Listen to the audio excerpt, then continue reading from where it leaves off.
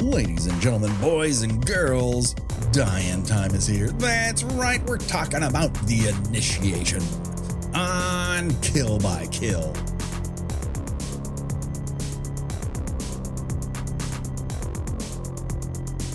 Well, greetings and salutations, Internet. It's your old pal, Patrick Hamilton, coming to you once again from the most brutalist cement mall in Dallas, Texas. This is the Kill by Kill podcast.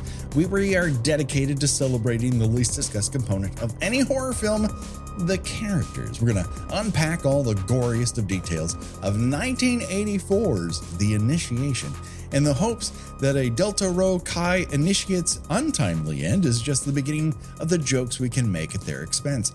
And as always, there's only one person I trust to pledge Rho Chi until the day we die. The one, the only, Gina Radcliffe. How are you doing today, Gina?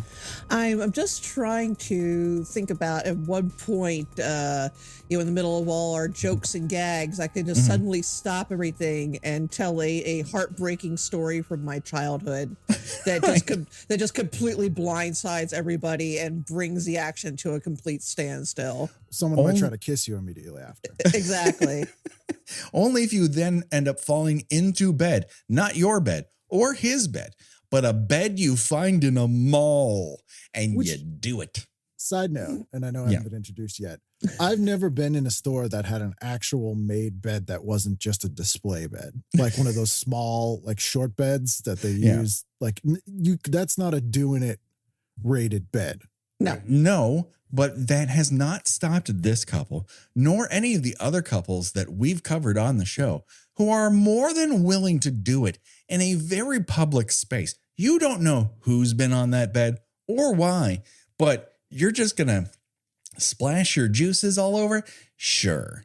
Weirdly enough, I don't think that is the most implausible element of that coupling. But no, there is a more implausible element to it, but we're going to get there. But before we do, Gina, I don't want to scare you, but I don't know if you've noticed, because he's already kind of talking, and we love that. We have a special guest. You may know him as a comedian, a writer, and the host of TV Guidance Counselor, the one, the only Ken Reid. How you doing, Ken? Hello, I'm doing very well. Thank you for having me. I am so happy to have you here. May the grace of Rho Chi be with you, Ken. And also with you. Thank you. So we have to ask, Ken, had you ever seen 1984's The Initiation before we forced you to watch it? I had. I'd seen it probably twice, but not in a long time. I think the last time I saw it was probably the very early 2000s. I had an Anchor Bay DVD, that multi-pack that this was in, along with, I think, like Mountaintop Motel Massacre and a couple other things. Yeah. I remembered liking it a lot more than I do. I think that's reasonable. I remember disliking it more the last time I watched it, and this time it raised, maybe because I was like, this is going to be a slog, and I found the delightful parts more delightful and incomprehensible, and I enjoyed from that standpoint. I'll put it with like Hell Night a little bit, in that if you just cut down the unnecessary elongation of scenes, this would be a tight, fun 88 minutes of goofball horror slasher stuff. But for whatever reason, they seem to just like film hallways and like show you Buddha statues, and you're like, several times. And people driving. I've never seen a slasher movie with this much setup in my life. No. Well, it's a made-for-TV movie. Like, it feels like a made-for-TV movie, and there's good reason for that. Right. It's made by TV directors. Yes. Plural. And writers. It feels like you're watching the continental version of a made-for-TV movie. You're like, whoa, they shot boobs for that to air it in France? Because it's not even gory. There are sequences that are very gory, that are that are handheld and weird to look at, and you're like, well, that's kind of interesting. And then there are these just flat setups Mm-hmm. that are just plastered there. Where this here's their camera master. Here's Clu Gulager in another cravat, and you're like, okay, this isn't scary. I'm not spookified by this. Why are you giving this to me in the most, daylight, camera package possible? And then you learn, like, the first director who came in was like going to do all this cool stuff. And then the producer's like, he's 3 days behind and he's only been filming for 2 days. Yeah. And they replaced his ass. But he was with even a the TV director, like the first director, just with a little bit more panache. I think it was English. Yes. Yeah, but like I don't think you could have shot this movie in a way that would have been kinetic or dynamic in any way, just based on the plot and the people that you're dealing with on screen. I think it would have been possible if they had shot for, like, this is really like they're hightailing it for 16 days and nights. Yeah. And they only have Vera Miles. Vera Miles. Thank you, Gina. They only had Vera Miles for 2 days total. And the only reason she said yes to it was because the first director who got fired charmed her into it. That's those English. So she shows up on set. She gets picked up at, Dallas International Airport by one of the PAs. She's like, the only reason I'm doing this piece of crap is because this director is doing it. He's like, oh, he was fired 7 days ago. And then the tears come. Right. And she's like, I need to leave. Get me the fuck out of Dallas. And then they just could not find a car for her. And she agreed to stare into a brandy snifter. Like she was high on gas fumes for a few days. You mean she wasn't super psyched to act opposite a barely there Clu Gallagher? Clu Gallagher. Is this an episode of The Master? What is this? Am I guest starring on a Simon & Simon? Whatever.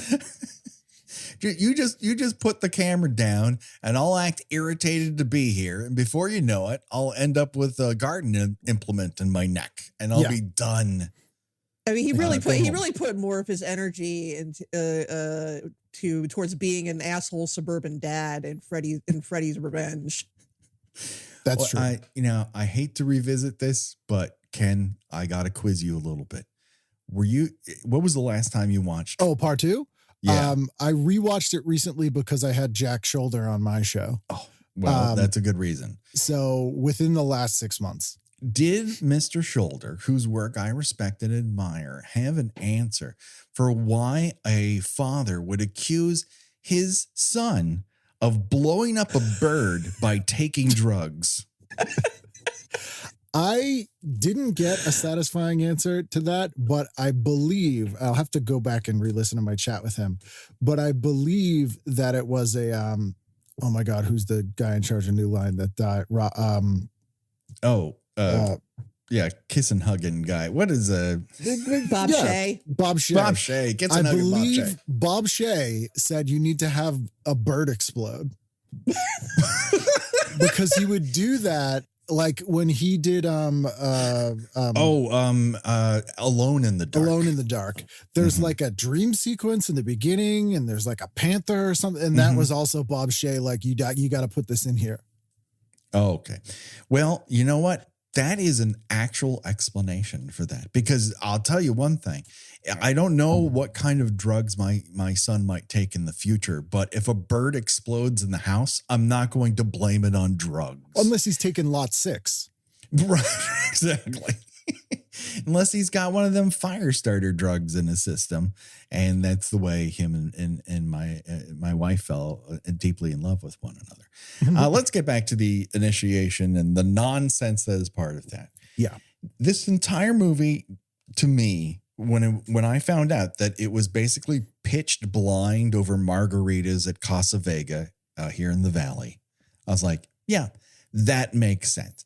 Sure. When I found out that the first director was replaced 3 days in, that made sense. When I found out that the writer of this, Charles Pratt Jr., had a long TV career, mostly in daytime and nighttime soaps, I'm like, yeah, That's why this movie is so fucking melodramatic. Oh, God, it all makes sense, but nothing in the movie makes a lick of sense. When you say melodramatic, does that explain the incredibly hilarious way men scream in this movie? There is a lot of great men screams. Every one of them is just like.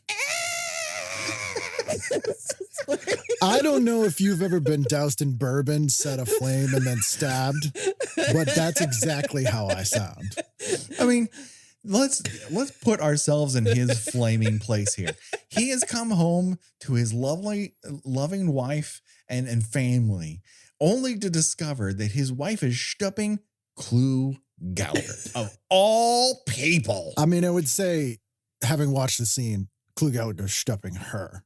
Right. Yeah. Well, and if you had it on your bingo card that you wanted to see Vera Miles and Clue Gallagher next to naked in bed with one another, well, bingo, motherfucker, you're getting it in this movie. It shows it to you in all its glory, and then you're never getting that image out of your mind. I feel like they were body doubles because they looked a lot younger in the long shot. They do. Yeah, that was something that bugged me too. Like, you have to assume that this is maybe at the most 10 years earlier than the events in the movie. And it's like, that's not the same people.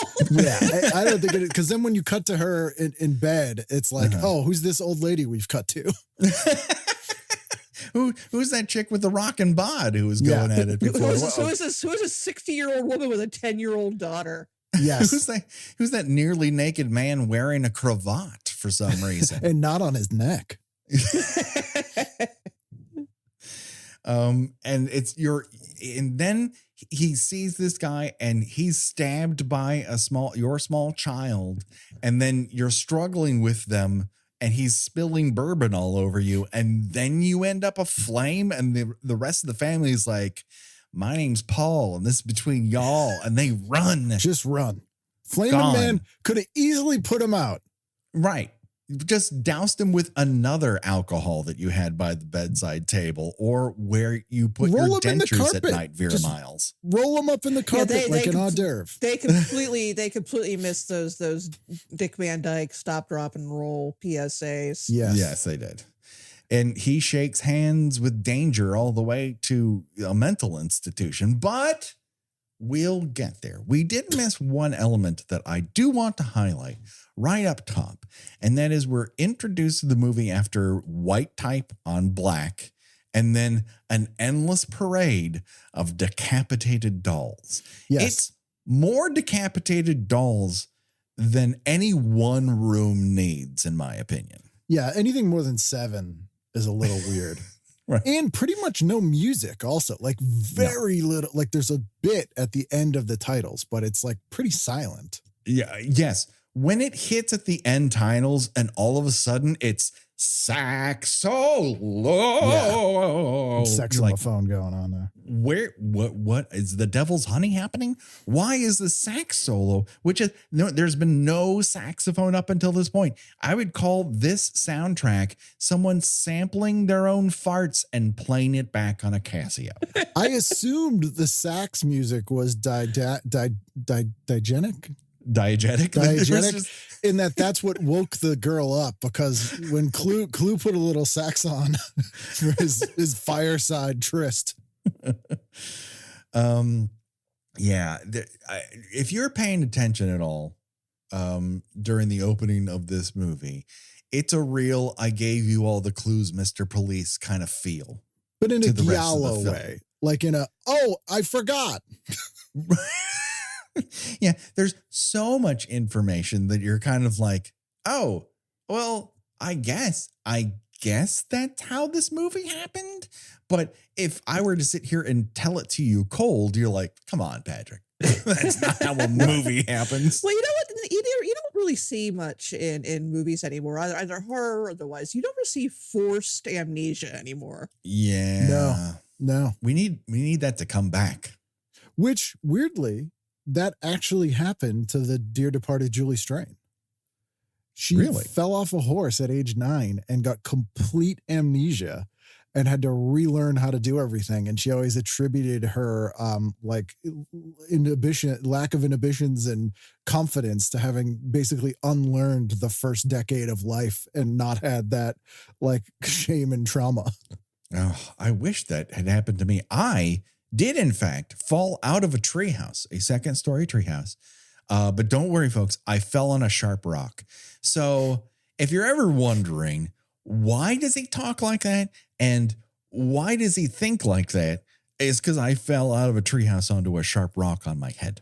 I fell off a second-story fire escape, or was pushed really by a neighbor, which actually sounds like a slasher. You got villain. prom night? I got prom nighted, and I landed on a nail that went through my philtrum, which is the little divot under your nose there. And yeah, that was fun. I got a little scar.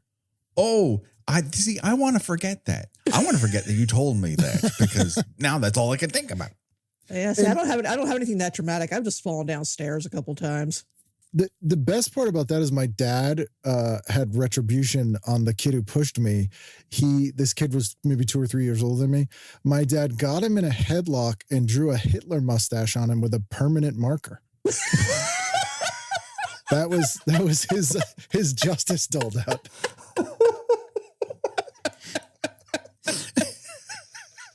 I'm sorry. Gina, where can people be seen and heard from you on the internet? Because we're not getting better. We're not getting any better than that. I'm throwing out all this shit. I can't believe I took notes on this for 2.5 hours, because there's no point. It's not going to get better. One of my little like Daphne Zuniga Princess Vespa jokes are going to get better than a permanent marker Hitler mustache. Yeah, that was maybe the best thing he ever did. Oh no. So this initial sequence in which a man is set afire and Clu Gallagher is shirtless, this all is a dream sequence, and we wake up to find Daphne Zuniga surrounded by sorority girls all holding candles. And if you were hoping that any of them would be bathed in wax and have their heads set ablaze like the, poster art. In a strangely phallic way. Right. Like, oh, I love it when my head's caught on fire. It's a weird one. No, my apologies in advance, because that image is saved for the poster art alone. Welcome to this sorority, which we barely spend any time with, Delta Rho Chi. With their 35-year-old leader. Right. Yeah, at minimum. Who talks like she's on an episode of Dynasty.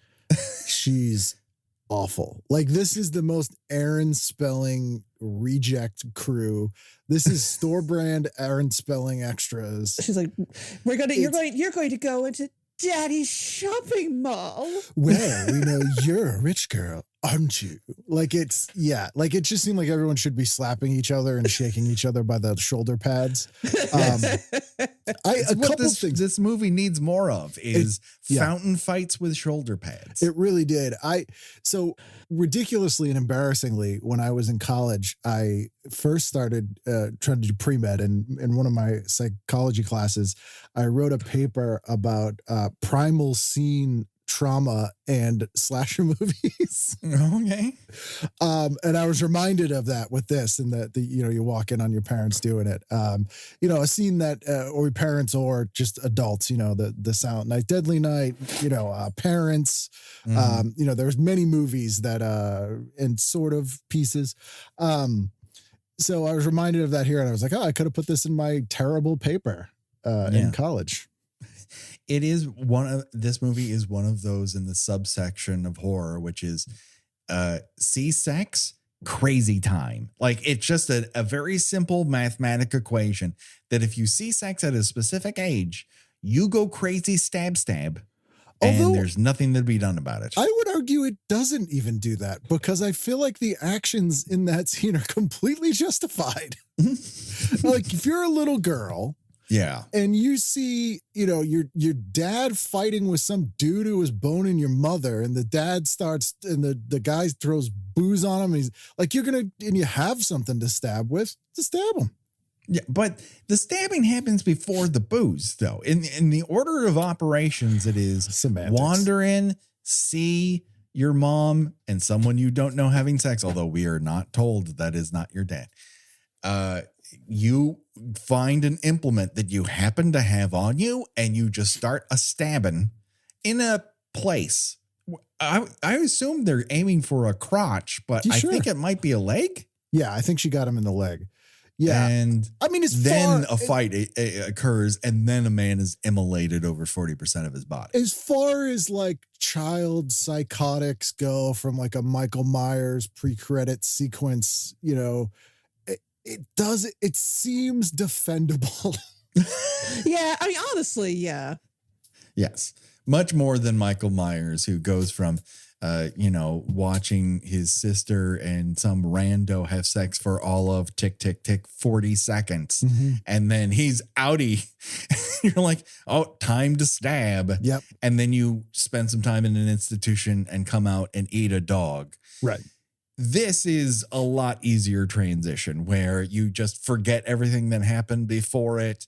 And then, 10 years later, you're pledging to a sorority where Greek Orthodox weddings are less Baroque than what you're participating in. Was there anyone, I think we're all of roughly similar age, but I find it difficult to imagine anyone who watched movies in the era we grew up in would then go to college and be like, yeah, I'm going to join a fraternity or sorority. Oh my God, they all look so bad. They're bad. But like everybody's like, I got to get into this. My social life depends on getting into this fraternity sorority. I remember We're supposed to be having fun. Yeah, kids when I was in college would be doing those hell weeks, and I'd be like, what are you doing, nerd? They'd be like, it's pretty cool. I'm like, is it? Because you just seem like a loser. And it's like, well, what do you do? Well, we're like a group. We do stuff. Well, like what? Like charity stuff. Like, okay, sure. I have to get a job later. Will it? Yeah, you're going to get bossed around by this chick who's just going to yell at you endlessly. And you're going to wonder, is that Karen Black or not Karen Black? It turns out not Karen Black. Also, I've never been a teenage, late teens, early 20s woman.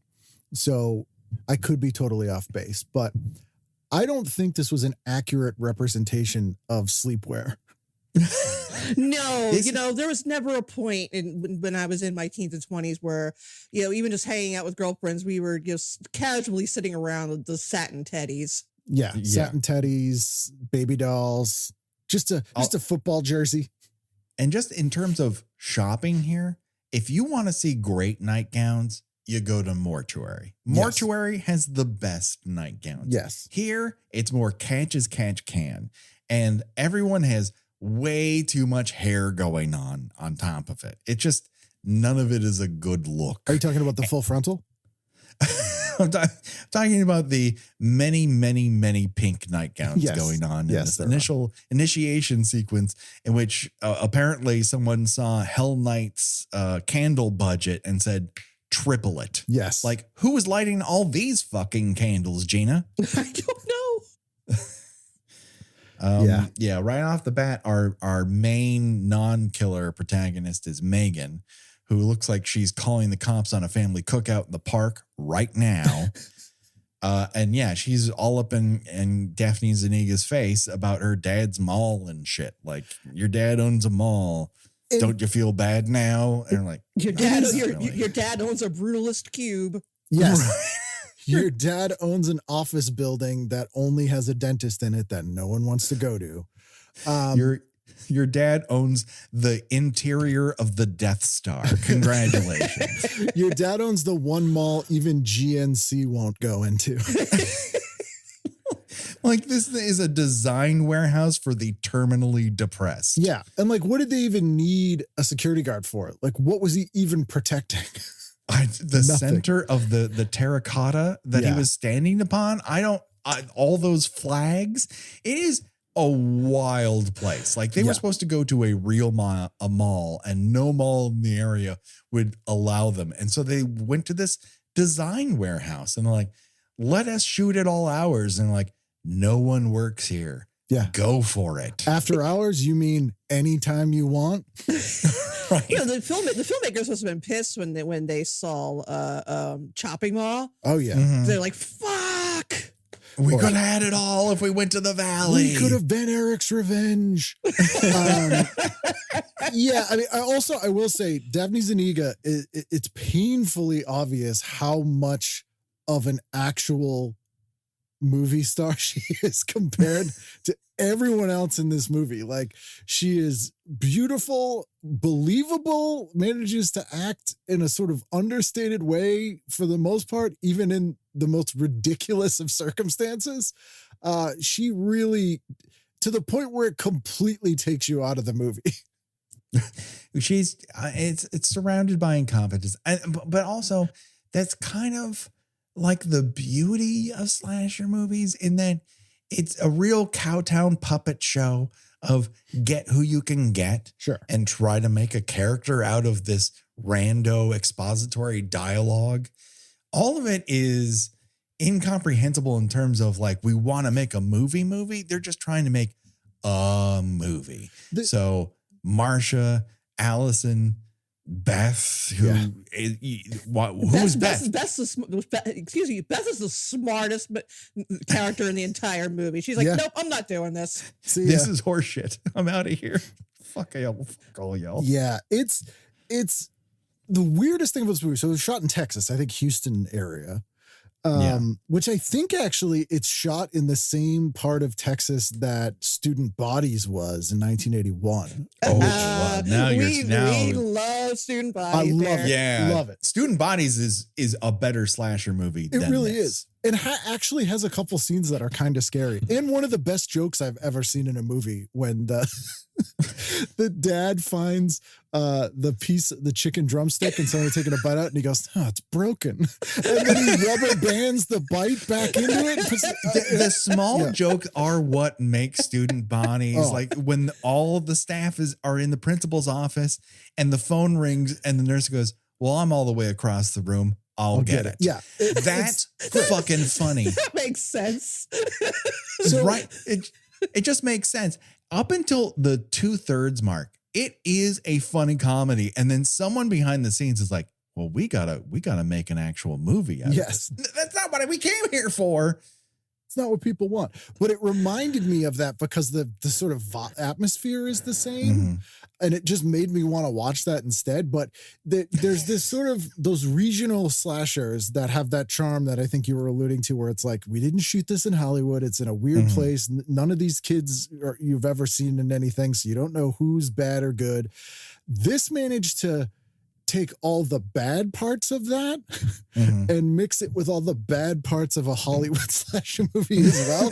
So it didn't even have the charm of like a regional slasher film, even though it had all the weaknesses. Yeah. I mean, I think its most direct comparison point, and we haven't talked about the twist, and I'd like to kind of save it towards the end, but what I feel like in their minds were like, obviously, they're not going to do something like Friday the 13th, which is go off into the middle of nowhere and make a slasher movie. Someone saw Happy Birthday to Me and said, that's exactly what I was thinking. I can do this. I can make this kind of melodramatic slasher film, and it'll be a mystery, and it'll involve psychology, and we're going to have dream analysis in the same year that A Nightmare on Elm Street is released. And Dreamscape and The Sender. Right, and Dreamscape. And manages to not be as imaginative as either of those films or Herbie the Love Bug, if I'm being honest. It's true. Like, the dream part is completely like superfluous in a lot of ways, because it's supposed to be the reveal of it's not a dream, it's a memory, but that's not even it's like, who cares? But the thing is, she's not getting any relevant information from that. We'll get to it.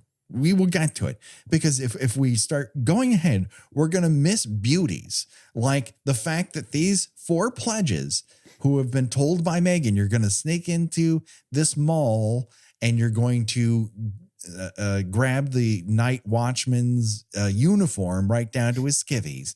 And then Allison's like, I hear he's got a giant dick. I was going to say, like, who is spreading this rumor about this. What kind of town is it that everyone knows what a night watchman's dick size is? You guys been to the mall after it's closed? No, I heard the guy watching it. Huge dick.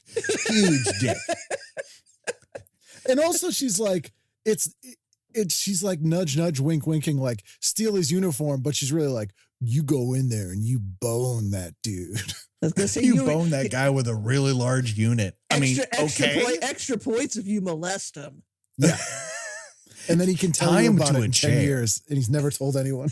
Well, this is another one of those. This is the second movie we've done this year, Patrick, after Embrace of the Vampire, where there is a character who is absolutely boggled beyond reason to discover that one of their peers, who is, I would assume, about 18, is a virgin.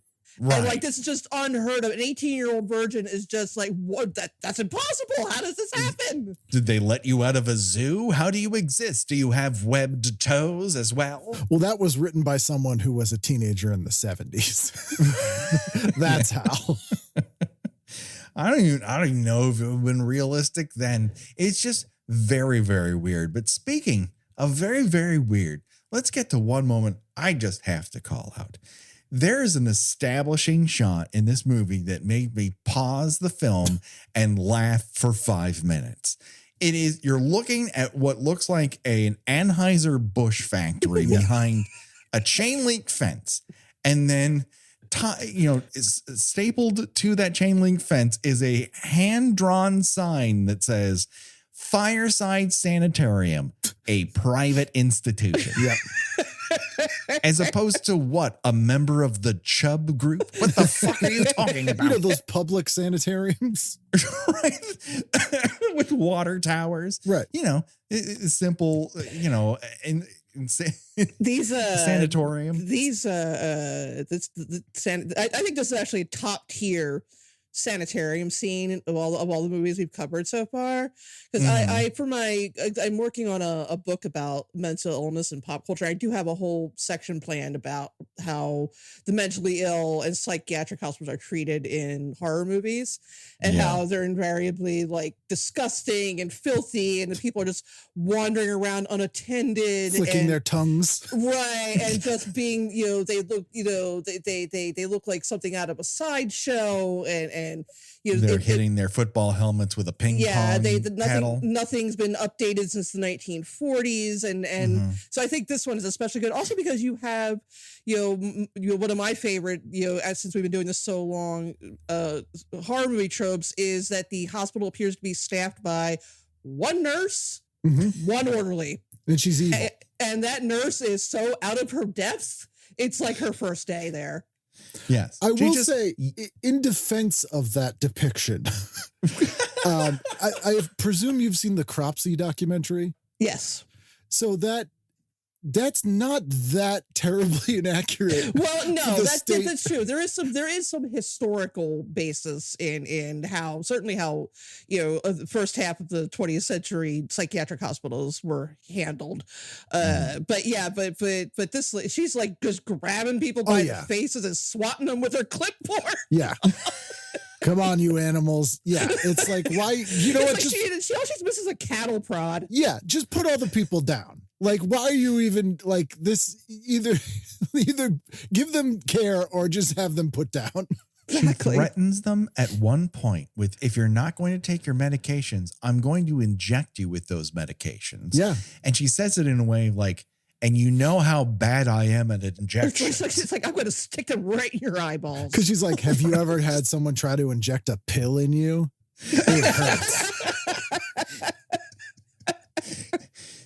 She's acting like they're going to get injected with a small spaceship. Like oh, fuck. Why do we keep forgetting the names of movies? Anyways, that's neither here nor there, because there's important plot elements that have to be pointed out. Oh, there's so much plot elements. Including a groundskeeper who's burned over 40% of his body. Not that should matter. She's really pissed that he's the groundskeeper and he's keeping the grounds. Yeah. Yes. She's like, he you should there, I what stop are stopped you you keeping the about ground. this. You there? What are you doing out there? And he just, In daylight hours? What are you even doing? he's just like, digging at the ground. He's keeping the ground. But He's doing his fucking job. Why are you yelling at him? also, I'm Granted, like, this guy gets burned, so they don't. He's not in the institution, and presumably he had like a white collar job before this. Right. Yes. Now you're a gardener. He got cuckolded into an insane asylum, is what happened. And then somehow he's being kept there against his will. He also has a psychic connection with one of the inmates, which he stabs the ground. And she's like, I want stab ground. Stab ground me. I stab ground now. Well, see, to me, the twist was all given away in this scene. Yes. Like this, we're 10 minutes into the movie. I was like, I got you. No, this is not a Hitchcockian twist here. There's no one's getting M. Night Shyamalan out of this fucking movie. There's it's very plain as day from the moment it starts till its last possible sax solo. Because so what they're trying to imply is that this jilted burn victim is the murderer. Yes. But from the first murder, it's clear that it's not. Right, because the murderer is not gray-haired and burned over 40% of their body. Right. Yes. Yeah. So, also, Gina, I just got to say it. If you got a slasher movie, maybe put some escaped mental patients in it. It's like put a bird on it for slasher movies. They're zhushing it a little bit. Got to have some escaped mental patients. Yes. This struck me as we watched Halloween. What if we did that? Oh, there's so much we watched, blank. Let's try that in this. Yeah. Although I have to say, I think this is the only movie we've covered, Gina, where someone is wearing medical gloves and is hiding their identity. Yeah, So maybe.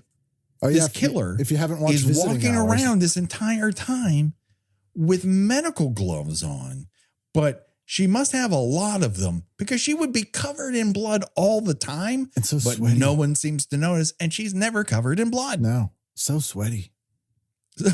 Right. Her hands must be, they must be pooling at the ends of the fingers. Yeah. She's had them on for so long. God forbid someone had a latex allergy. Oh, yeah. Meanwhile, at stately Wayne Manor, we now meet Vera Miles and Clu Gallagher. Clu Gallagher, when you absolutely positively need a parent to not give a shit on film. Yeah. Annoyed that you exist. This property is littered with horses by everything we can see here. When you need Eddie Albert without the charm. Yeah, and Albert can wear a cravat better. Damn worried. Like at a certain point, I was beginning to wonder if at the end of this, he would be like festooned like an Aerosmith microphone stand. It didn't look like he chose to wear that. Like it looked like he walked in somewhere and he goes, "Hey, kids, wear this." Yeah, it's like you don't look rich enough. Let's put this on. Thurston Howell. Texas equals neckwear, but not tie. Can we different neckwear? Like all he's missing in these scenes is like the giant oil painting of himself in the exact same position behind him. Like, we could monogram things, but that would cost money. Give him a scarf. Does anyone have a decorative belt buckle? Because it needs to say Texas in some way, shape, or form. We're not getting it enough. Yeah. And how many establishing shots of that friggin' house do we need? Every time they cut to the house, they have to show us the outside of the house. Like, I think we know where they are. You will believe that house exists, Ken. Ugh. You will. No matter how many shots it's going to take, you're going to know that it is there. Is it because of the And TGI Fridays front door? It's important that we know that it's there because when they receive a phone call about an escaped mental patient, he tells his wife, "Don't worry about it. Don't worry about it at all. Nothing to worry about. We're 300 miles away from this crazed person who they're so worried about getting out of a mental institution, they picked up the phone and called me." Yes. Yeah, and Vera Miles is fretting and stays fretting till the end of the movie. That shot of her staring at herself, drinking brandy out of the largest snifter I've ever seen outside of a 7-Eleven is incredible. It's a piece of art. It should hang in the Louvre. That shot of her doing that, waiting for them to yell action. Like, we yelled action 5 minutes ago, Vera. Oh, you want to use this in the movie? We're using everything in the movie, Vera. We can't Shopify is the global commerce platform that helps you sell at every stage of your business. Shopify is there to help you grow. Shopify helps you sell everywhere, from their all-in-one e-commerce platform to their in-person POS system. Shopify's got you covered. Shopify helps you turn browsers into buyers with the internet's best converting checkout, 36% better on average compared to other leading commerce platforms, and sell more with less effort thanks to Shopify Magic, your AI-powered all-star. What I love about Shopify is how no matter how big you want to grow, Shopify gives you everything you need to take control and take your business to the next level. Shopify powers 10% of all e-commerce in the U.S., and Shopify is the global force behind Allbirds, Rothy's, and Brooklinen, and millions of other entrepreneurs of every size across 175 countries. Plus, Shopify's award-winning help is there to support your success every step of the way. Because businesses that grow with Shopify. Sign up for a $1 per month trial period at shopify.com/Westwood1, all lowercase. Go to shopify.com/Westwood1 now to grow your business, no matter what stage you're in. Shopify.com/Westwood1. Or not to. The next day, the following hour, at the same time, someone takes a DeLorean back to 1955. Who knows? We have Kelly and Marcia, and they're yakking as they cross campus. And Kelly's like, I don't know, lose your virginity any way you can. Like, why are we all so concerned about her hymen? It's okay. It doesn't matter, because the point of this scene is to meet Andy. And Andy is the worst. Yeah, he's pretty terrible. And yes, next to Daphne Zuniga, the most successful alum of this film. How? He still acts. How, Ken? Now, listen, this is not a show about people's looks, all right? We're not about digging into their appearances as if that is what, is an evaluation of their soul. But also, movies and TV are a visual fucking medium. Yeah. And explain his face and head to me. Well, he did go into voiceover, so that makes sense. Okay. However, he also has a terrible voice. He does. It's not great. And to think it would only be 16 years until he was elected the 43rd president of the United States. That's right. No, that was another terrible Texan. So then we go from here to Professor Peter Adams. And I'm not sure what the point of his ties are. I'm not sure what the point of his character is. Yeah, this whole thing. Well, he runs the Texas Annex of the Elm Street School for kids who want to dream good and do other things good, Gina. That's right. But I would like to think, and I think, Gina, you're going to back me up on this, that really meeting Professor Peter Adams is really an entree to what I feel is the secret hidden sauce of this movie, right? The secret weapon of this film is Heidi. Yes, that's Heidi true. That's is true. the single best character in this She film. is the best character. I mean, she hides inside of desks and dresses like TV's Rerun for some reason. Yeah. Does she need a reason? No, she doesn't. And she's one of the few characters I think we've ever discussed on the show who's able to forward the plot by handing another character like piece of paper after piece of paper after piece of paper, to the point he's like, stop handing me pieces of paper with a plot on it. Well, she figures everything out like easily. Yes. And I would watch a movie that was just Heidi's investigations. Like, or like the show Supernatural, but just with Heidi. I would just watch an entire show of Heidi making faces while Professor Adams, limply flirts with co-eds. Right. Over and over and over again. Like, here's another one with a weird dream that I'm going to put my penis into. And Heidi's like, again. Why this movie with this elongated runtime can't give us just a couple minutes of Heidi looking at microfiche. That's what we need. Yeah, or Heidi pointing out that all his expensive equipment is just like mid-tier Radio Shack audio gear. that Daphne Zuniga touches one at a time, Right. lovingly, like, tell me all your wants and needs, Geiger counter. What I'm like, gonna I don't know do- what she's doing. This Mr. Microphone and oscilloscope. There's this one still of her just like touching the dial. She has no idea what's happening there. And all I could think of is sometimes when we touch, the honesty's too See, I was much. going for Dreamweaver. Sure. Yeah. It all fits. Also, and Gina, I can't believe that this is out of order for the listener, but for us, we've just talked about Body Double and then this. There is more mirror reflection in this movie there is. than Body Double. Oh, yeah, absolutely. The hell? Like, wow. I get it. It's a reflection. There's two of a person. You don't have to like hit me over the head with that mirror. They definitely do not trust the audience to pick up what they're putting down. I think they weren't even thinking of that. I think they were going like, I'm an artist. Are you familiar with semiotics? The psychology of film. And then give Vera Miles a nice mini monologue in which she talks about, for years we created this horrible lie, and I told myself it was for Kelly, but it was for us, wasn't it? Wasn't it? And Clue Gallagher's like, I've got a flight. Who are you? Who the hell is Kelly?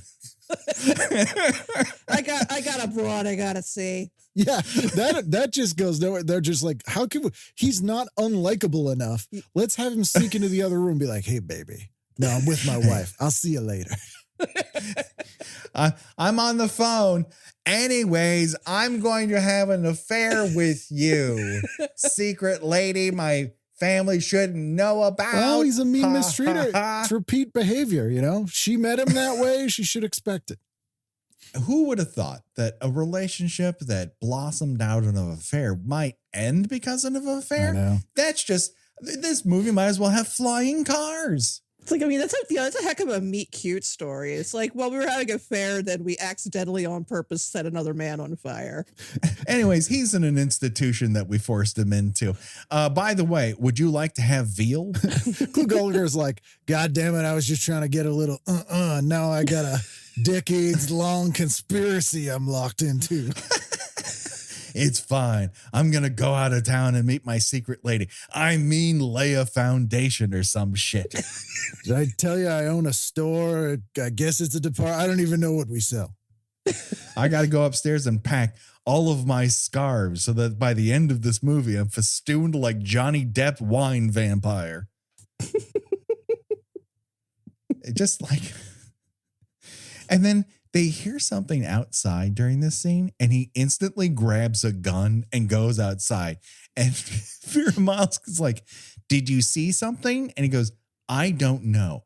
You brought the gun anyway? It's Texas. Why did you bring the gun Texas. if you thought you saw something? It's Texas. He could shoot. He'd never hit another house. Yeah, but he used it like a flashlight. Like he'll like, oh, let me light up this guy here.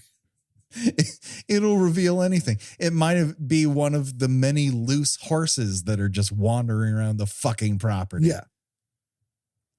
And so Heidi and Dr. Peter are having a conversation about what they think Daphne Zuniga's deal is after she has a whole dream sequence in front of them. And Heidi's like, let me tell you, I figured it out. This is probably psychic phenomena. Yeah. What? That's what you're measuring? You two are fucking Ghostbusters right now? Yeah.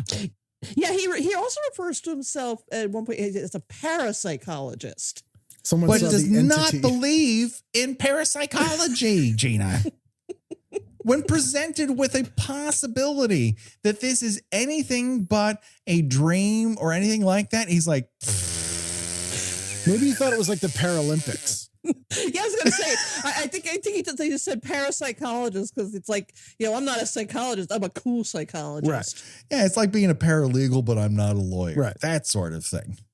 And this just like, there's an endless amount of plot that's happening. And then you're like, remember when this movie was about stabbing people? But at the same time, there's at least 20 minutes from the opening to the first kill, and then like probably another half an hour until the next one. Easily. Yeah. And you say a lot of plot going on, but also not. Right, Yes. exactly. Like we have this interminable party scene. Oh God, with a live band. The live band. With a live band. And each one of those band members, Gina, has seen The Clash. And they've all decided to dress up as their favorite member. Oh, yeah. We're all set. The theme of the party was dress up as your favorite, like, fetish or fantasy. Something like that. Yeah. So obviously their fantasy was being a member of The Clash. Gina, Or the specifically. This movie is a come as your suppressed desire. And apparently someone's desires to be a giant penis. A giant penis, but that at least it has some realm of substance to it. There's someone dressed up as a pirate. There's someone dressed up in a doctor's costume. Yeah.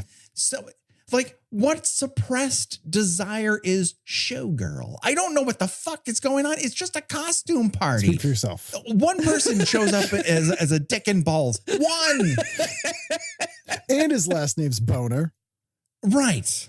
Ralph Boner. So just to give them their due, the band is called Refugee. And they are a refugee from music. And I hope they made it to wherever they were going to, which was not music. They're no whatever that band from Graduation Day was called. Listen, man, that band from Graduation Day is the fucking Cars next to this crew. I do want to mention while mentioning the soundtrack that the saxophone song you were referring to is written and performed by a guy named Gabriel Black, and his band is called Gabriel Black and the Screamin' Sax. Yes. Well, that's amazing.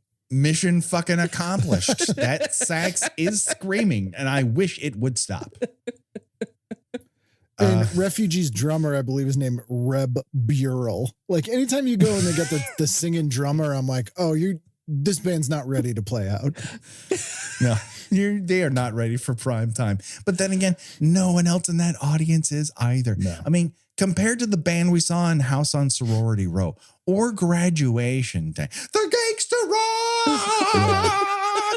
I yearn for gangster rock right there now. are makeout sessions happening at this party, and all of the men have never thought about, have, or after this have ever kissed a woman. And clearly, no, these women are like just throwing them around like sex potatoes. Yeah, like these dudes are all not heterosexual men. I think we have a couple of edicts on the show. One is, have you considered my penis? And we're gonna get to a have you considered my penis scene later on. But another one is, have you ever talked to a woman? Yeah. And this is a real test. I don't know that anyone involved in the making of this film has ever talked to a woman based on how they portray talking to a woman. They looked like they all came out of a weird haircut mold press. Like everyone was given the same curly hair with no reference for what would be happening below the hairline. I mean, that was true of that era, though, generally. Yes. Well, but also like every guy in that fraternity, they all just look like a bunch of dorks. Oh, yeah. To the point where someone sits next to Allison and her first response is, "Not now, nerd." And she's walks not away. wrong. She's not wrong. She's not in any way, shape, or form. Ken, you were going to give us another comparison point between this and one of her favorite movies, Student Bodies. Oh, Student Bodies, yes. The everything in Student Bodies, like before no matter what scenario people are in and they start getting sexual, whenever it's questioned, they're ever like, well, fill in the blank gets me hot. Right. And this movie is very much like that, where it's like, oh, well, pirates get me hot, or being dressed like a giant dick and balls homemade costume, clearly not off the rack, gets me hot. Empty design malls get me hot. Get me hot. Yeah. Yes. It's, yeah. We're just like one reference away from Horsehead Bookends. Just one. Oh God, I only. wish this would have made it just one in the background, like behind Clu Gallagher or something. I would have just. We would have never. We could have just never watched another slasher movie again because there's no topping that. I mean, to be fair, the stick is a more handsome lead than the one we get here. Oh, 100%. Yes, very true. But Student Bodies doesn't have nearly the amount of random actor headshots just pasted to a wall as artwork that we get in this. That's one of my favorite things in a slasher movie. Yeah. Is when someone's like, how are we going to decorate this teen or college, college student's bedroom? They're like, random headshots I still have? Yeah, sure. Put it up. What do we all care? had headshots of our friends up on the wall. Like we're casting our life. Yes. But also, Patrick, what did I send you a picture of the other night that I was so happy of in the background, one of the scenes? Well, I know the one I have up is one of the sorority girls through a window, and she has a Magnum PI poster in the background. It's the Magnum PI poster. Yes. Which I believe the director of this did some Magnum episodes. I don't, that does not sound like science fiction to me. Absolutely. Yeah. I don't know why Vera Miles is at one point dressed up like a Starfleet officer. That's just something that happens. Oh, it's subtext. This movie's actually set in the year 2000.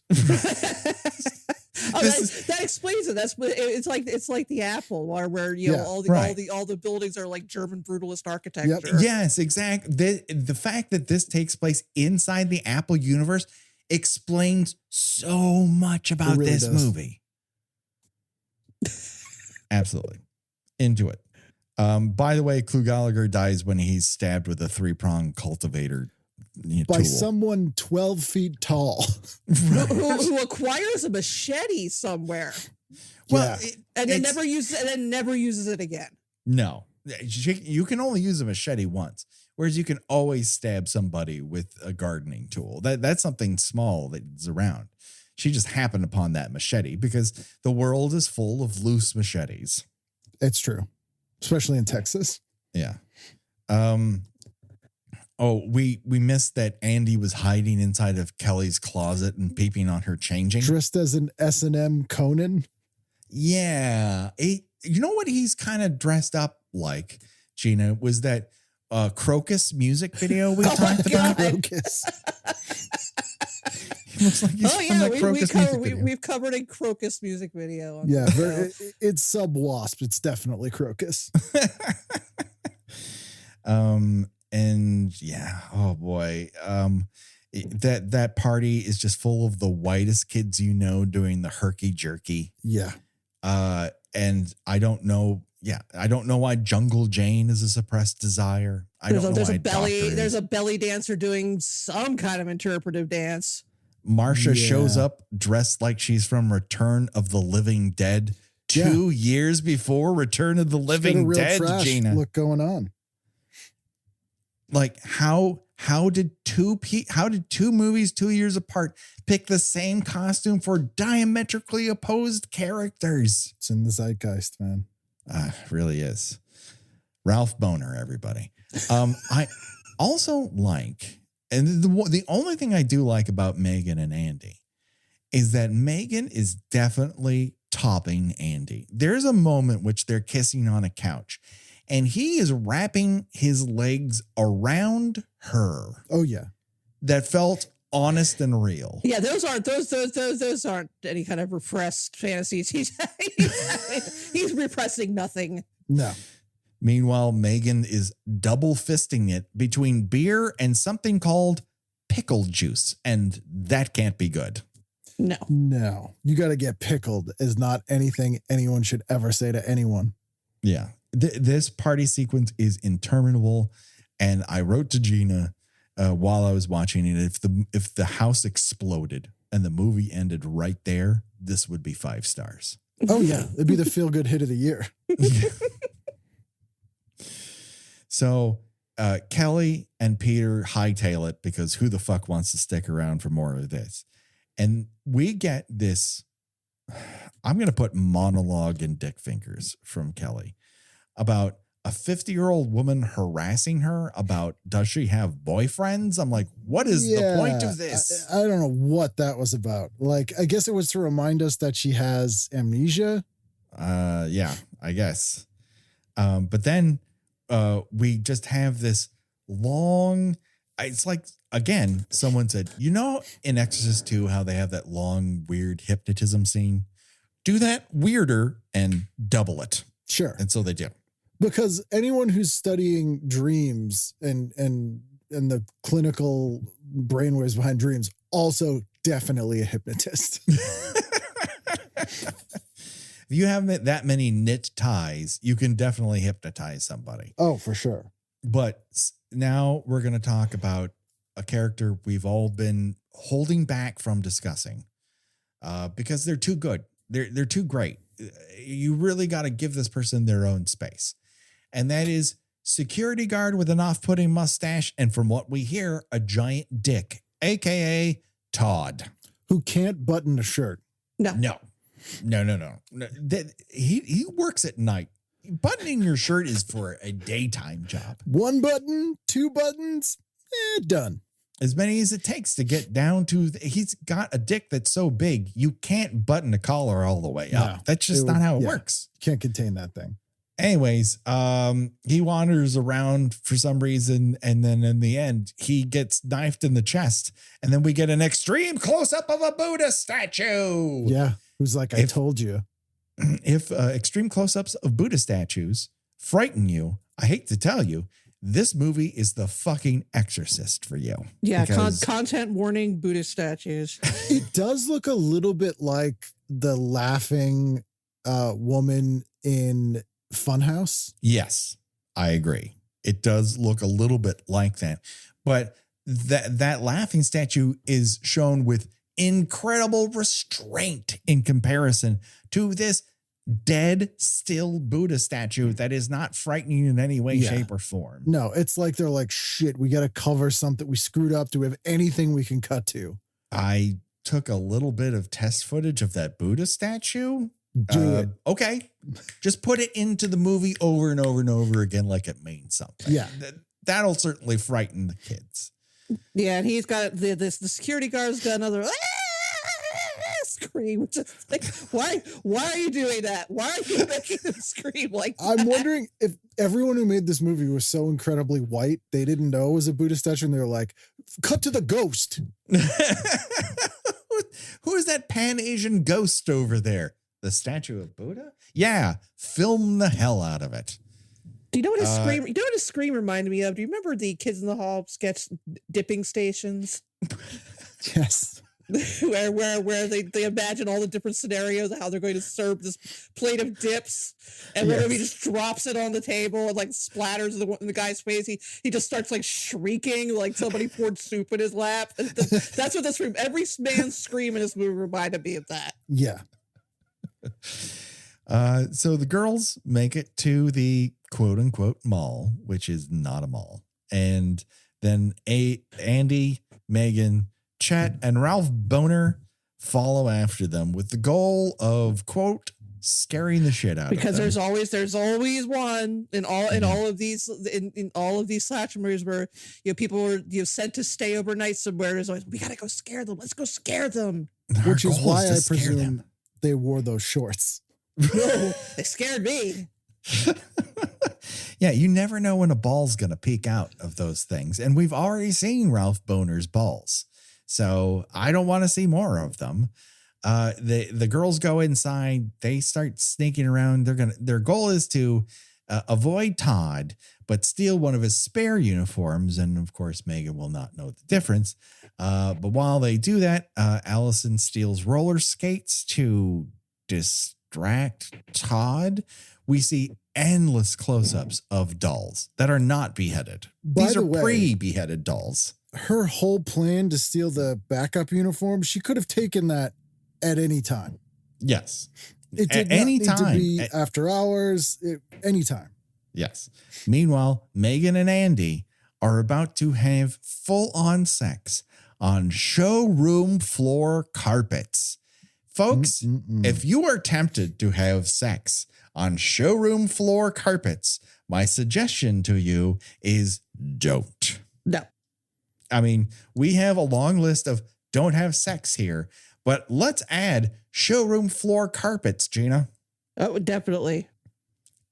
We are not a podcast that makes fun of people's looks. I want to, again, restate that. But Andy has an unfortunate chest. And then there's everything that's above that chest. Yeah. And below. It all is wrong to me. It all says you are put together, but not to factory specifications. No. These parts were not designed to fit together. Yeah. I just someone thought this was the kind of face you project on the big screen. We get ourselves a new heartthrob. Yeah. He can't act. Mm-mm. B, he has a repellent screen presence. C, what I have to look at. Yes. It's not good. I don't enjoy any part of it. This is aside from Daphne Zuniga, this is a real cast of uggos. I have to say, this is a particularly ugly cast. Allison ended up in soaps for decades. And she's a gorgeous lady and everything. I don't know that she's particularly photographed well here, but I also think part of the problem is everyone is given this very terrible lighting package. For all we know, Andy is a very handsome person. He's just photographed with the goal of making him look like the Elephant Man. Oh, some of the worst makeup I've ever seen on people, by the way. Yes. This movie is on grainy 60 millimeter film, and you can see every brush stroke of people's makeup. Yeah. It's crazy town. Yeah. I feel like Daphne Zuniga just did her own makeup because she looks fine. Yeah. There's a little bit of whatever happened to Baby Jane going on, but comparatively. Yes. The good news, though, everyone, is that Andy is quickly dispatched here after this. Someone puts a hatchet into his brain, and the glee in which I screamed, "Yay!" when it happened, woke up my dog. Yeah, I wasn't quite as happy. I was almost, but not quite as happy as when the Uggo in what was the one with the Slaughter High? Oh God, Slaughter High. Jesus. Oh, another film in which just an interminable amount of white people don't die fast. 35-year-old English people trying to be American teenagers. Oh yeah. Yes. In the same sanitarium they filmed an Adamant music video in. With their weird April Fool's Day customs. Yes. Where if you last past midnight, everything has to stop, or the sun comes up, or noon. I don't know what the fuck it is. It's crazy town. I have a secret belief about this movie, and I'm going to share it with you. Now, I haven't really highlighted this, but I'm going to take you back through a few sequences in this film, and I'm going to ask you a question. We see throughout the movie people wander into rooms, down hallways, public spaces, private spaces in which the lights turn on or off, and no one can really they're not turning it on or off, and yet it happens. And this continues in the mall, and it continues where people are in a lighting store, just lamps turn on. Does the killer in this movie have an electronic form of telekinesis? Because that is the only fucking explanation for how often lights turn on and off in their presence, and they're nowhere near a fucking switch, nor could they be near all the switches it would require for them to turn the lights on or off in a university or an abandoned mall. Yeah, it is implied there's some sort of electro power. They've got the fucking Fury, Gina. We got a Fury situation here. The killer can turn on and off lights, but that's the only electronics they can manipulate. It just doesn't make any sense. It's okay if it happens once, maybe twice, but it happens like 5 or 6 times where someone wanders in a hallway and the lights turn off and you're like, what happened? Are you telling me this killer just knows where every fucking light switch is? They just got out of a sanitarium. Has the power of a silent clapper. Yeah, I was going to say clapper. Just the one thing you don't hear. The only part of the footage they did not include in this movie is off screen, someone doing this. Great. We forgot to dub in the claps, guys. Cut to the Buddha. That'll save her bacon again. Anyways, Megan dies. She gets an arrow through the chest. This is when we cut back to the school and Heidi is feeding Peter piece of paper after piece of paper after piece of paper. Like Scooby-Doo mysteries have cleaner narratives than this film. Yeah. Just an endless amount of newspaper printouts. Like, look at this one. Look at that one. She figured out the entire movie from a library. And we don't see any part of it, but we see every second of Marcia wandering up and down a empty hallway. And then he tries I love when he tries to call Vera Miles and she just like, well, the chickens have come home to roost, and just like puts the phone down. Pour me another. Yeah. Yeah. Time for me and Brandy to have a special moment. I would have rather have seen a 20-minute LexisNexis search than the majority of this movie. Shopify is the global commerce platform that helps you sell at every stage of your business. Shopify is there to help you grow. Shopify helps you sell everywhere, from their all-in-one e-commerce platform to their in-person POS system. Shopify's got you covered. Shopify helps you turn browsers into buyers with the internet's best converting checkout, 36% better on average compared to other leading commerce platforms, and sell more with less effort thanks to Shopify Magic, your AI-powered all-star. What I love about Shopify is how no matter how big you want to grow, Shopify gives you everything you need to take control and take your business to the next level. Shopify powers 10% of all e-commerce in the U.S., and Shopify is the global force behind Allbirds, Rothy's, and Brooklinen, and millions of other entrepreneurs of every size across 175 countries. Plus, Shopify's award-winning help is there to support your success every step of the way. Because businesses that grow with Shopify. Sign up for a $1 per month trial period at shopify.com/Westwood1, all lowercase. Go to shopify.com/Westwood1 now to grow your business, no matter what stage you're in. Shopify.com/Westwood1. I just need a library basement that's very, very dark and Heidi just going through microfiche. That's all I want. It's just a microfiche sequence, but this movie denies me everything.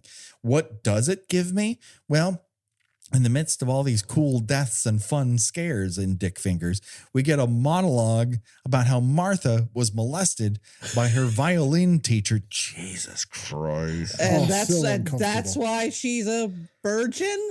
I mean, again, she has to have an explanation. There's trauma behind why she's still a virgin, not because, that's the way the cookie crumbles and I'm only 18 fucking years old. Right. Yeah, shop's closed because, again, there's just no place in this movie for this conversation. And then after it, Ralph Boner arrives, and you're like, and Ralph's like, "Hey, it's the best time to deflower someone after they just told you they were molested as a child." So I heard you put out.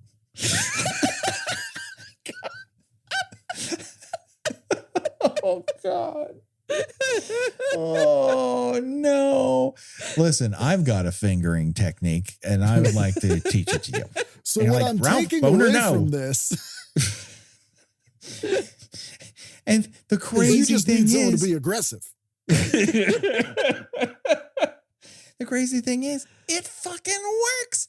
And they go off to a showroom bed and fucking have sex. And then you're like, but where's the exciting part? And of course, like, even though it's her first time, she's just ecstatic with this screaming orgasms, clumsy ass dude just plowing away on top of her. I have a question for you, okay? And I'm going to, once again, try not to give away the trick ending of this movie that anyone can look up on the internet.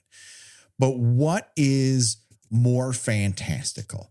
The end reveal of this film or the idea that Ralph Bohner gave Marcia an orgasm through regular penetrative sex?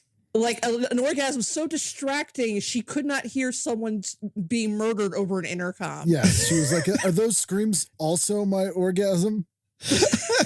Like you're supposed to get the idea that they are somehow simultaneously drowning out each other. Yes, she can. Neither of them can hear the terrible knifing death of Allison broadcast over a mall PA system because Ralph Bohner's so good at sex. A 12-story mall made of concrete. But Ralph Bohner's dick that good, I guess. Yep. Like, oh yeah, I can't argue with his stroke game, is what Bohner I say by name, out loud. Bohner by nature. And just when you think the movie can't get more exciting, we watch a guy pee. And that's great. My eyeballs are floating. His throat is slashed. That doesn't happen on camera because that would have been cool. Yeah, Allison finds Todd's body, then Chet's body. No, actually, that is Allison, but Marcia's still having sex. Kelly finds her name written in blood on the bathroom mirror. Yep. And she's like, what? And like, well, I knew she wasn't the fucking killer. Are they trying to project that Kelly might be the murderer here? Yeah, I think they were going for like a split personality thing. But we've seen enough of these things where you actually have to point at people. You can't just give the illusion like they're having crazy dreams. They're probably a killer.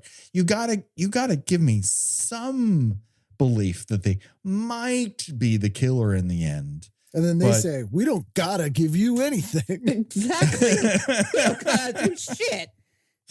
Take another picture of a Buddha and you'll like it. Right. And it happens again when Allison is stabbed so hard, she falls out of one shoe. Yep. Yep. Meanwhile, Peter heads to stately Fairchild Manor and Francis goes, can you pour me a drink? And we're like, we have to cut off Vera Miles. Yeah. They're like, it's not real brandy. It seems to be working the same. And she just glazed eyes her way through yet another scene. And she goes, oh, my husband died. His license plate is full of blood. They found him a little bit away from Peter's here. like, where the fuck is your child? Just like, I don't know. And he's like, let me call Beth, the one person who's like, I'm not fucking going to that mall. And she goes, they're off at the mall. It's like, where's the keys? All this just takes up so much fucking time. Yeah. I just don't care for it. It's so ridiculous. I feel stupid talking about it right now. You know what? It doesn't take up as much time as the 7 cutaway shots of him driving to the mall. You will believe he can drive a car. I think this is meant to build suspense, and it's just like delaying the inevitable. But before he goes, it's like, hey, Francis, call the police on the phone, tell them that your daughter's being murdered. And she's like, it's happening again? No, that other thing involved like a brandy and a fire. It's a different situation. Would you fucking call the police, you idiot? And he runs off and you're like, oh, I guess we're wrapped on Vera Miles. Not quite. Anyways. Oh, and just for the record, it's happening again is the best go-to reaction to make any news funny. Absolutely. Absolutely true. What's more disturbing information we find out? Ralph Bohner is a business major. Don't worry, he's not going to graduate. He's dead from a fishing harpoon. We're back to Orca, Gina. Woo! He dies on top of the girl. Yes, but she doesn't die through. It would have been better if we had a get bunked situation where she had been harpooned through Ralph Bohner. And then I would have believed her screaming through penetration with Ralph Bohner. That would have required some amount of special effects makeup, which this has almost none. No, You see that block of wood that harpoon is attached to through Ralph Boner's shirt. Oh, yes. And do we see another snapshot of the fucking Buddha statue again? You better believe we do. Oh, yeah. And then for Kelly and Marcia hide inside of a freight elevator in between floors, which I'm at the time I'm like, place. Right, that I was like, wow, that's genuinely a smart idea. That is until the killer just easily climbs in through the back.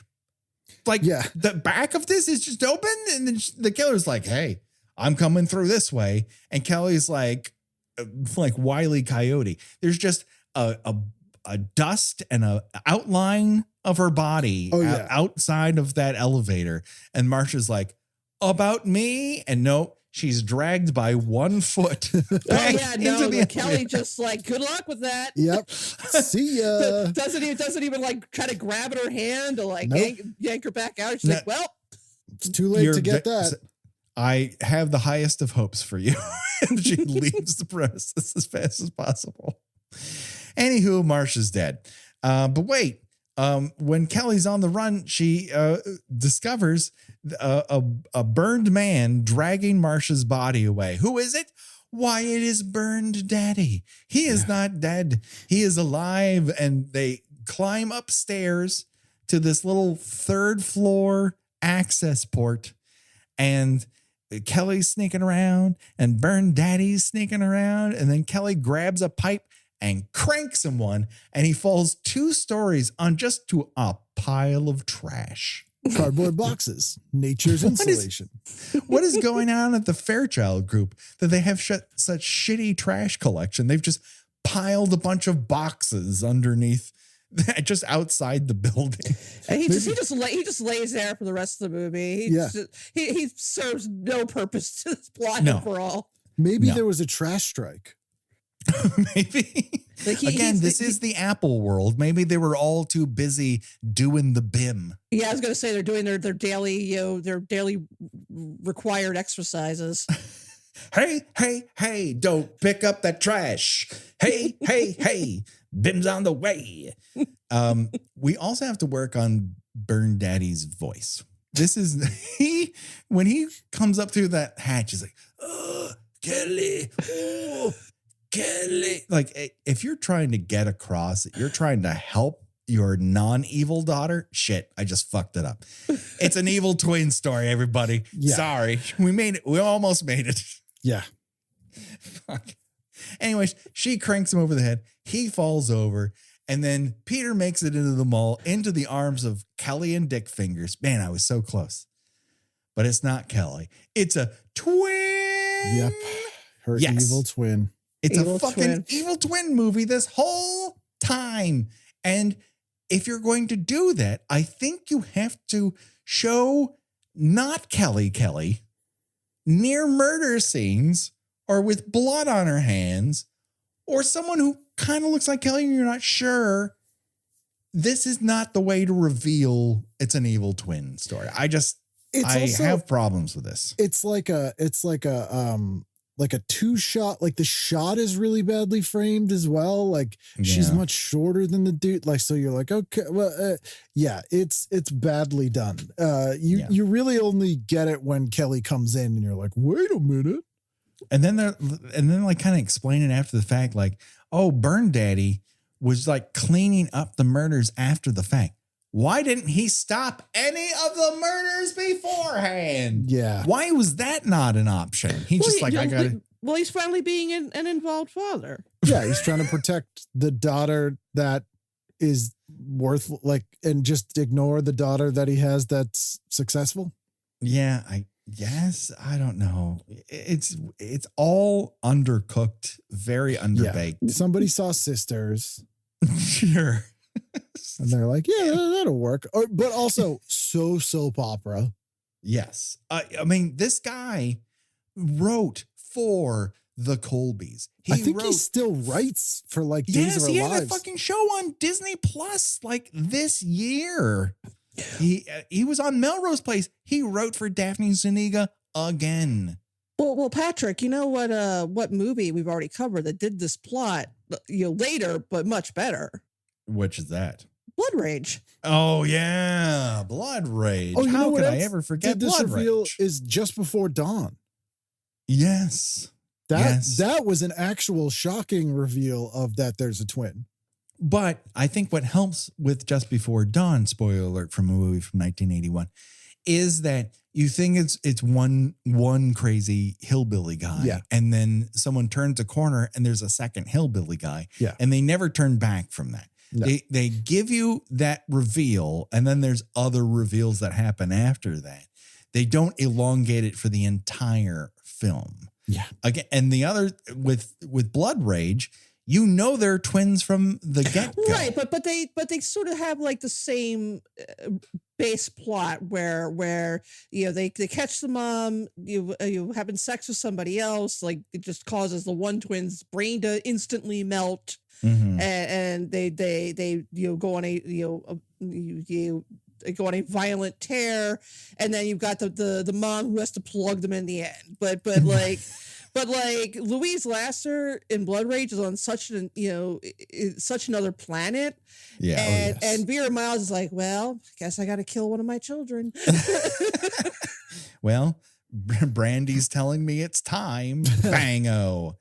And yeah, after a not very convincing chase sequence between Kelly and Evil Kelly, because we never learn what that other child's name is. Terry. No, In the it's credits, Terry. they do. It's Terry. Terry? Yeah. Terry, yeah. Someone says the word Terry out loud. I don't think anybody says it out loud, but Daphne Zuniga's listed as Kelly / Terry. Yes. Oh, well, / indeed. Yeah. What I love about her performance is that she's not bad for the most part, but I do love though that she's got a little bit of the good Ash and bad Ash thing. Yes. where like regular Kelly is just scared looking, and like evil Kelly's all smirking and has got the evil eyebrows going and all. Yes, she's making the most of it. Like Kelly knows what conditioner is. Terry does not, I think, is the. Well, I mean, all hospitals are the same, whether it's psychiatric or regular hospital. That shampoo they give you is garbage. You might as well wash your hair with soap. You might as well use the pudding. Exactly. Why didn't anyone ever tell her to use the pudding? But yes, and they also Vera have Miles, they try to give her a motivation to just be like, I thought she was crazy. But then she's like, I was jealous of you. You got to have the good life. And it was like, no, now you've made it extra stupid. Right. Where she was in a mental institution because she stabbed Clu Gallagher in the leg, and then somehow they managed to erase Kelly's memories of having a sister who decapitated dolls. I have to wonder how they managed to just keep this girl in an institution for 10 years. And I guess fine, she stabbed someone, that's bad, but at some point I don't think that's 10 years in a psych hospital. And I'm still confused as to what exactly sparked the escape. It seemed completely stab in the ground, arbitrary. Yes, arbitrary. Yeah, Scar Dad decided it's time. But are they trying to say he broke her out? Because it seems like that didn't seem like. I have no idea now. We are given no indication of how they leave. No. Yeah, we're also given no indication of how they know anything about what Kelly is up to. Yeah, where she goes to school, right? That she's going to be at this mall at this particular time. Where's their man on the inside? Mom comes to visit and is like, "Let me tell you what Kelly's been up to." Just bring in a single slice of pumpkin pie like the mom in Blood Rage. Let's eat it on the floor like we used to, like a family. On the carpet. So, yeah, Terry gets shot, and then they're all outside, and it turns out that Burn Daddy is still alive and getting wheeled into an ambulance, and Peter's still alive because he's getting wheeled into a different ambulance, and Vera's going in a police car, and then Kelly's like, what happens now? Sex. Kelly's just looking at her mom like really? Yeah. So You've been lying to me for years, and this is how I find out. This is an extremely elaborate plan to cover up an affair. Yes. I mean, which is basically what it is she was having an affair with Clu Gulager. The husband caught them, an accident, a sort of accident happened. Mm-hmm. And so, now we have to put away one of my children in a psychiatric hospital 300 miles away for 10 years. And then, I don't know, drop a bowling ball in the other kid's head to make her forget that she had a twin sister. And also convince everyone else that you're her real father somehow. Right. How far away did they move? 2 months later, it's like, oh, well, now hi, my secret lover. You're raising my child now. They're still in the same fucking school district. You don't think anyone's going to notice that Kelly had a twin sister up until 5th grade? People you grew up with, do they think they had bad eyesight or there were more mirrors around at the time? Where's that person who looks exactly like you? Oh, what are you talking about? I fell out of a treehouse. I feel like, I guess the idea was this would have been so scandalous that they had to go to these absurd lengths to hide the fact that they were having an affair. But people in town know that the night security guard has a big dick. Word gets out fast in this burg. Maybe there can only be one piece of knowledge that people know, and that's it. The big dick security guard sort of outweighs that cuckoldry extreme edition that is happening. Imagine your town being so boring that's like the hot goss is the alleged penis size of a mall security guard on a guy with that mustache. Like that is. There's a dental hygienist I heard has huge tits. Word around town is that Billy, the guy who hands out bowling shoes, giant balls. Okay, sure. Jimmy at the gas station's asshole is enormous. Everyone's calling him Goatsy. No one knows why. It's like a black hole. It's got its own gravity. It pulls in nearby planets. Yeah. So that's fucking that is the initiation, which I think the best thing about it is the poster art that doesn't really materialize. The poster art and Heidi. Does she get if you want to watch a good version of this movie, Happy Birthday to Me is 10 minutes longer and still better. Yes, and feels shorter. Yes. Oh yeah, it moves along much faster than this. Like when I tell you, I was looking like, how long has this fucking party scene been going on? Yeah, the mall thing just lasts fucking forever. You think it might be a third act. It feels like a 5-act structure. Yeah. It's just wild. It is not good. I mean, if you are, I will say that again, that if you are a fan of comical girly screams and for male characters, this got at least 2 or 3 of them. True. If this movie had the energy of that dream sequence flashback all the way through, it would be 5 stars. It would be amazing. But for whatever reason, they reserve that level of panache for that one little segment. It feels like they, in post, moved that to the beginning too. Like it didn't. Yeah. Like that was not initially there. And they're like, this is the best thing we've shot. Put it right up front. This is the best thing we shot. Oh, make sure to fire the director after this. Speaking of firing the director, we're going to need to choose our own Deathventure. And that's where we decide of the on-screen deaths in this film, if you were forced to die that way, which one would you choose and why? Up for bid today, we have stabbed with a 3-pronged cultivator. ×3. Only one of those includes a decapitation.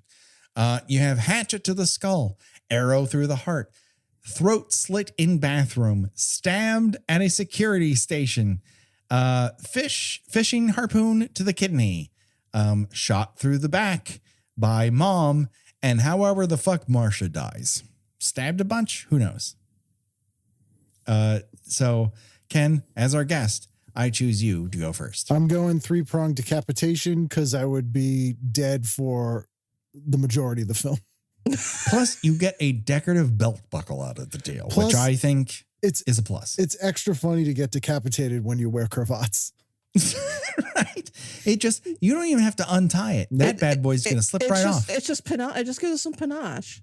Yeah. And there's so much blood from that death that when his car is found, there's blood cascading out of the trunk over his license plate. And yet, I guess Burn Dad hosed down the driveway because no one noticed that someone was decapitated there. Yeah. Sure, why not? He's good. Yeah. Gina, what say you? I'm going to take arrow to the kidneys. My kidneys don't work anyway, so fuck it. You got 2. And you boner so good that you're getting a screaming orgasm before that. So you're really working. Dying on a high. You're good. Yeah. Just top notch. There's not a lot. I think hatchet to the skull. But you got to run around that little outfit though. I've lost a few lbs and I podcast in the nude, so I think this is what I'm used to doing. So I think we're going to take that hatchet to the head, and just land in a pile of trash in a hallway. Good call. It's a soft landing, and I don't have to worry very much. I am going to have to go and grind on a lady on on top of a floor model carpet, but we all have to do that sometimes. Listen, I've worked in this town long enough. Believe me, it's called I've grinded on adult. some floor model carpets. That just about does it. But go to our Patreon for bonus episodes. Rate and review us on iTunes or wherever your podcaster of choice is for us to be seen and heard by more people. Josh Hollis does all of our artwork. Go to joshhollis.com for those needs. How about music? Revenge Body Memphis at bandcamp.com to find this theme and all of our remixes. Ken, where can people see and hear about what you do? I'm at tvguidancecounselor.com or icanread.com or at Kenneth W. Reid on all the social media.